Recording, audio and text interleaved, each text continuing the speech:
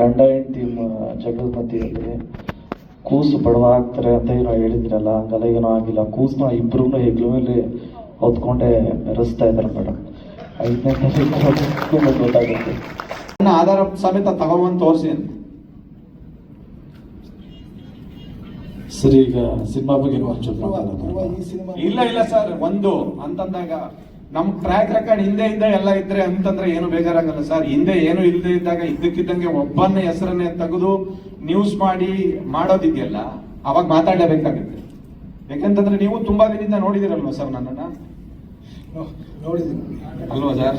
ಹಂಗಂದ್ರೆ APR ಬಗ್ಗೆ ನಿಮ್ಗೂ ಗೊತ್ತಿರ್ಬೇಕಲ್ಲ. ಅಲ್ಲ ಸರ್, ಎಲ್ಲಾದ್ರೂ ಒಂದ್ ಕಡೆ ಬರ್ಲೇಬೇಕಲ್ಲ ಸರ್. 16 ವರ್ಷದ ಇಷ್ಟರಲ್ಲಿ ಎಲ್ಲಾದ್ರೂ ಒಂದ್ ಕಡೆ ಬರ್ಬೇಕಲ್ಲ ಸರ್.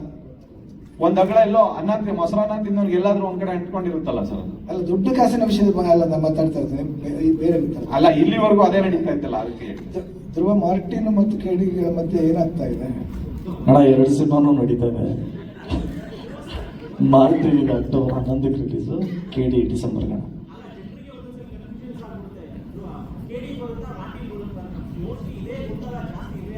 ಗೊಂದಲ ಏನ್ ಮಾಡ್ಕೋಬೇಡ. ಆಲ್ರೆಡಿ ಅಕ್ಟೋಬರ್ 11 ಅಂತ ಡೇಟ್ ಹಾಕಿಲ್ವಾ?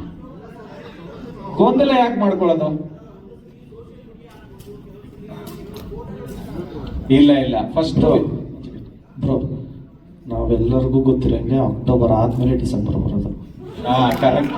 ಅಕ್ಟೋಬರ್ ಮಾರ್ಟಿನ್ ರಿಲೀಸ್ ಆಗುತ್ತೆ, ಡಿಸೆಂಬರ್ KD ರಿಲೀಸ್ ಆಗುತ್ತೆ.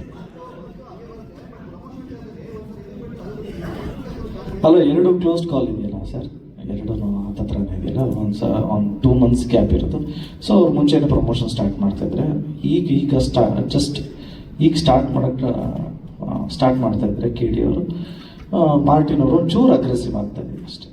ಹತ್ರ ಬಂದಾಗ ರಿಲೀಸ್ಗೆ ಅಷ್ಟೇ, ಏನು ಕನ್ಫ್ಯೂಷನ್ಸ್ ಏನಿಲ್ಲ ಸರ್.